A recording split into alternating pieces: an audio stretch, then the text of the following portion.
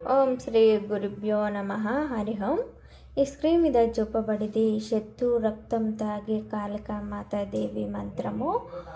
దీని గురించి మనం వివరంగా తెలుసుకోవాలనుకుంటే ముందుగా మన ఛానల్ని చూసేవారు లైక్ చేసి షేర్ చేసి సబ్స్క్రైబ్ చేయగలరని కోరుకుంటున్నాను. మీ శత్రువు యొక్క పేరు చెప్పి ఈ మంత్రాన్ని 108 సార్లు జపించిన ఎంతటి శత్రువైనా సరే రక్తం కక్కుకొని 48 గంటల్లోనే మరణం అనేది 100%గా చూపడం జరుగుతుంది. దీనికి కావాల్సిందల్లా వారి పేరున్నా ఓకే, అలాగే ఫోటో ఉన్నా కానీ ఓకే.